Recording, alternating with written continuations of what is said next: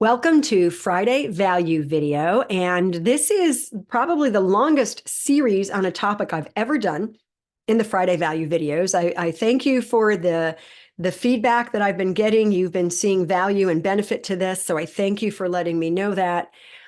But today I want to move on. We've been talking about what proper physical fitness training is and isn't.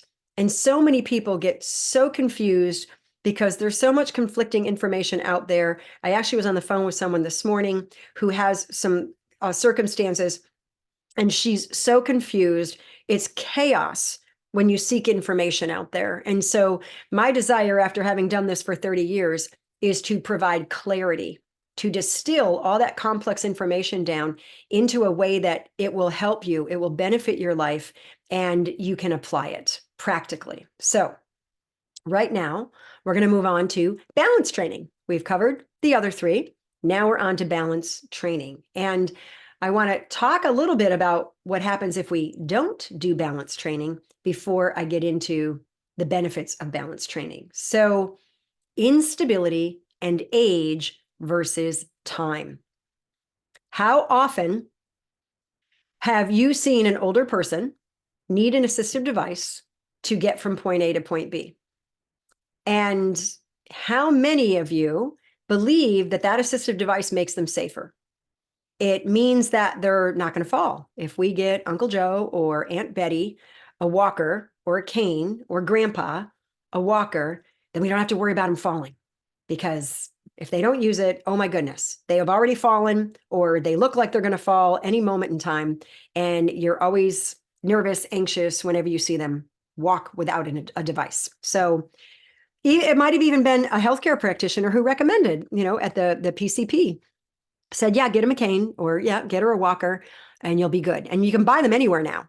You don't need to seek expert advice to use these things. So I do want to tell you that it is not accurate that these devices will prevent a fall. I do want to tell you that if you think this is going to make them safer, it's not necessarily the truth. So what do I mean by that? Well, what I mean by that is the use of these things is prevalent in the older population. And of course, we tend to think it's a requirement as we age to decrease the risk of falls because instability just comes with age. Well, that's a myth. It's not true. It's really mostly those who have not trained their body in a way that prevents that decline. And there may be a lot of reasons for that. There may be a lot of pain issues, disease processes. Now, lifestyle will impact what happens to us. And unfortunately, there's so much chaotic, conflicting information about that. Most people don't even know what they should be eating to potentially prevent or reduce the risk of things happening, what they shouldn't be eating that increases the risk of things happening.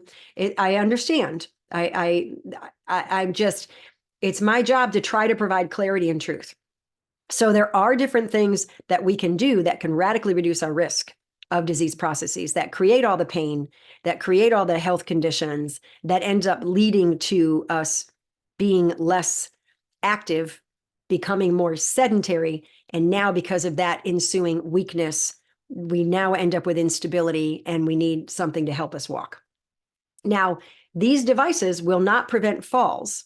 That is a misunderstanding that a lot of people have. I've seen a lot of family members who they wanted to get somebody something and they thought, oh, good, we don't have to worry about them anymore. It's incorrect. When somebody has issues that lead to poor stability, they just fall with those assistive devices. They end up with the walker on top of them or the cane under them. Those devices will not keep someone upright who has really poor balance. Even a wheelchair doesn't prevent falls. People who lean forward to pick something up off the floor will fall out of their wheelchair if they don't have stability sitting upright. So it's these devices are meant to assist getting from one point to another. They meant to assist mobility. That's it. So it's really important that we understand that. And sometimes devices will make people at a higher risk of falling, which means if they pick it up and try to squeeze into their tiny little bathroom and go sideways, and they're trying to get that walker in there at all costs because they were told never go anywhere without their walker, and they're trying to be compliant and do what they're told to do, but nobody knows what their bathroom setup is. Nobody knows that they have to do all this contortion to try to use this walker in their environment, which increases their risk of falling. And then there's lots of other scenarios I could speak as well.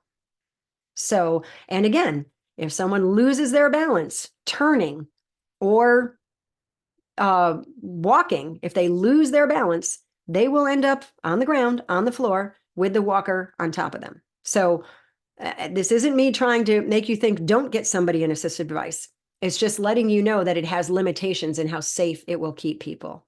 So what we really need to do is work on the reason the person has poor balance, instability, or weakness.